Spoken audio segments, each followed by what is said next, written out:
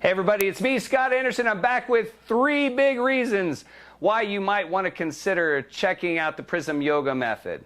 Now, reason number 1 is biomechanics.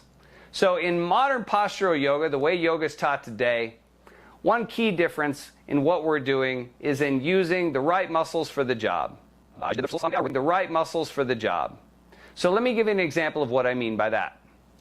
This is dancer pose.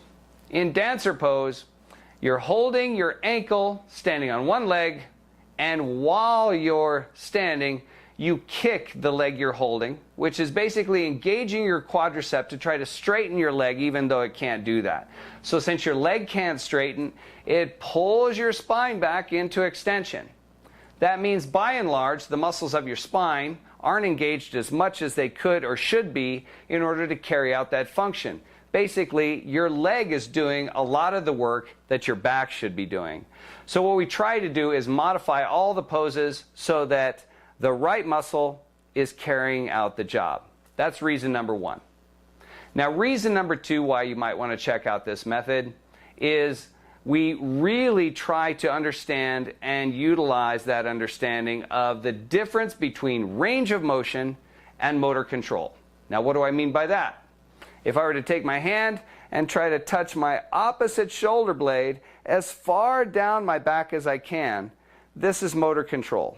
This is how much the muscles that carry out that action can do it.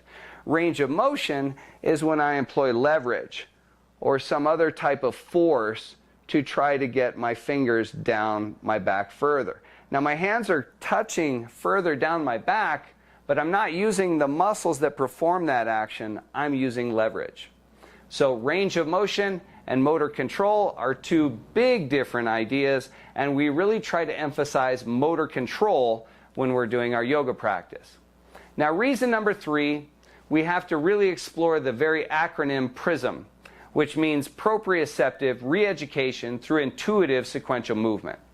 So the third important point I want to make to you in creating proprioceptive re-education, which is everything I just mentioned in the first 2, making your body understand how it's supposed to move using the right muscles. But intuitive sequential movement is when we string the poses together in a way that makes sense to the body. Intuitive sequential movement. So although it is vinyasa, it's highly intelligent vinyasa. So let me give you an example of what I mean by intuitive sequential movement. If you were standing in front of a piano, you might be able to just pluck with your finger 3 keys randomly. Pink, punk, punk. And it sounds disharmonious. It doesn't sound good to the ear. It sounds harsh, right? But if you take 3 notes that go well together, da, da, da, then that creates harmony, it creates melody. And just like your ear can hear something that doesn't sound right, your body can feel something that's not right. So what we try to do is create those melodies using the yoga poses. There's a hierarchy to yoga poses. You wouldn't just start your practice by sticking your foot behind your head, right? So there's a way to guide your body safely and effectively through a vinyasa class in which it feels harmonious to the body.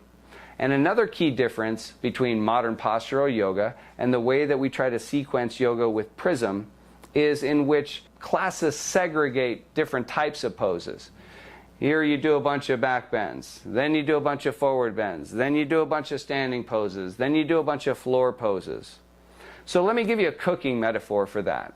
Let's say you wanted to make spaghetti, and you made a big pot of noodles and you boiled them until they were soft, and then you put that to the side. And then you grabbed a skillet and you put that on the stove, and you cooked up some, let's say, some sausage and some peppers. And then you put that aside, and while that's being put aside, your noodles have gone cold and they're soaking up too much water.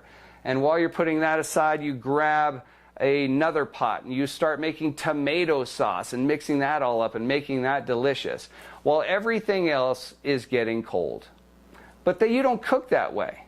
You have a bunch of different things on your stove at once. Everything is cooking at once, and then you put it together and it makes a delicious meal. So that's what we try to do in our sequencing with PRISM. We try to string poses together and utilize every system of the body in concert, in melody, and in harmony, so that what you arrive at the end is a really great experience in which you feel stronger, you feel like you put your bones in the right place, you feel like you have energy, and you go about your day, and you just notice that you feel better having done it. I hope this has helped explain some of the key differences between the PRISM Yoga Method and what is being taught now in modern postural yoga. I hope I see you in a PRISM class really soon. Thanks for watching.